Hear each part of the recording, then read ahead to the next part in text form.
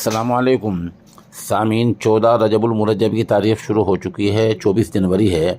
خبر کا عنوان ہے سپریم کورٹ میں مولانا محمود مدنی کے خلاف کارروائی پر روک لگا دی گئی ہے۔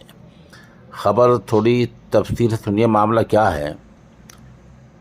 جمعیت علماء ہند حلال ٹرسٹ کی عرضی پر اتر پردیش سرکار کو نوٹس جاری کیا گیا ہے۔ عرضی میں حلال مصدقہ مصنوعات کی تیاری، خرید و فروخت، ذخیرہ کرنے اور تقسیم کرنے پر اتر پردیش حکومت کی پابندی کو چیلنج کیا گیا ہے۔ آپ کو پتہ ہی ہے، کچھ ہفتے پہلے یو پی سرکار نے اس بات پر پابندی لگائی تھی کہ جن چیزوں پر ان کے پیکٹوں پر حلال لکھا ہوا ہوگا وہ سب بند ہیں۔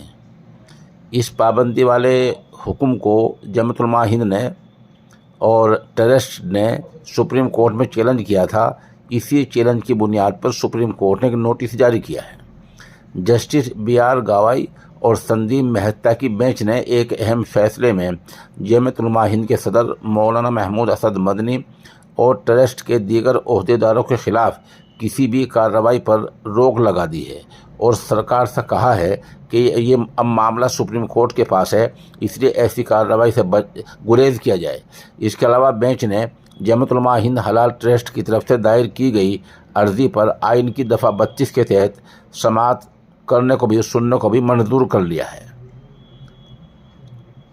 عدالت نے اس سے پہلے حلال انڈیا پرائیویٹ لمیٹڈ کی طرف سے دائر کردہ عرضیوں پر نوٹس جاری کیا تھا، جس میں یو پی سرکار کی طرف سے حلال سے تصدیق شدہ مصنوعات کی تیاری، ان کو بیچنا، خریدنا اور اکٹھا کرنا اور تقسیم کرنے پر عائد پابندی کو چیلنج کیا گیا تھا۔ گزشتہ سال 18 نومبر کو نافذ ہونے والی اس پابندی نے تنازع اور افراتفری کو جنم دیا ہے اور پولیس نے ریاست بھر میں دکانوں اور مالز پر چھاپے مار کر حلال مصنوعات کو یعنی حلال لیبل لگی چیزوں کو ضبط کر لیا تھا۔ درخواست دینے والوں کا دعویٰ ہے کہ پابندی شہریوں کے بنیادی حقوق کی خلاف ورزی ہے اور سرٹیفیکیشن کے قائم کردہ اصولوں اور جاری عمل کو نقصان پہنچانے کی کوشش ہے۔ سچ تو یہ ہے کہ غلط فہمی پر مبنی کارروائی ہے جو خوردہ فروشوں کے لیے افراتفری کا سبب بن رہی ہے اور جائز تجارتی طریقوں کو متاثر کر رہی ہے۔ اگرچہ شروع میں سپریم کورٹ اس پابندی کے خلاف آرٹیکل دفعہ 32 کے دائرۂ اختیار کو استعمال کرنے سے بچ رہا تھا، لیکن بعد میں عرضی گزاروں کے وکلاء نے استدلال کیا کہ اس پابندی کا ملک بھر میں اثر ہو رہا ہے۔ اس کے بعد سپریم کورٹ نے جنوری کے شروع میں عرضیوں پر نوٹس جاری کرنے پر رضامندی ظاہر کی تھی اور عرضیوں پر یو پی سرکار سے جواب طلب کیا، لیکن عدالت نے حکومتی نوٹیفیکیشن کے تحت کارروائی پر فوری روک لگانے سے انکار کیا ہے۔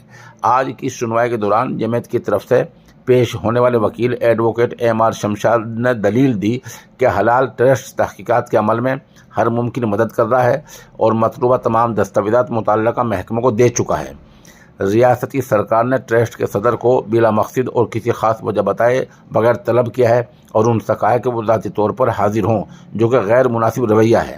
اس پر جواب دیتے ہوئے جسٹس گوائی نے کہا، انہیں بتاؤ کہ سپریم کورٹ اس معاملے کو دیکھ رہا ہے۔ ایم آر شمشاد نے جواب دیا، ہم نے ان کو بتایا بھی ہے کہ سپریم کورٹ اس معاملے کو دیکھ رہا ہے، پھر بھی وہ صدر کی حاضری پر بضد ہیں۔ اس کے صدر مولانا محمود اسد مدنی صاحب ہیں، وہ عالمی سطح کے اسلامی اسکالر ہیں اور وہ سابق ممبر پارلیمنٹ ہیں۔ ان کی طلبی پر اصرار کا اور ضد کا اس کے علاوہ کوئی مقصد نظر نہیں آتا کہ مولانا مدنی جائیں اور وہاں پہلے سے ٹی وی کیمرہ موجود ہو اور پھر میڈیا ٹرائل چلے۔ بالآخر نوٹس جاری کرنے کے علاوہ عدالت نے یہ بھی ہدایت کی کہ درخواست گزار تنظیم اور اس کے عہدیداروں کے خلاف کوئی قدم اس طرح کا نہیں اٹھایا جانا چاہیے۔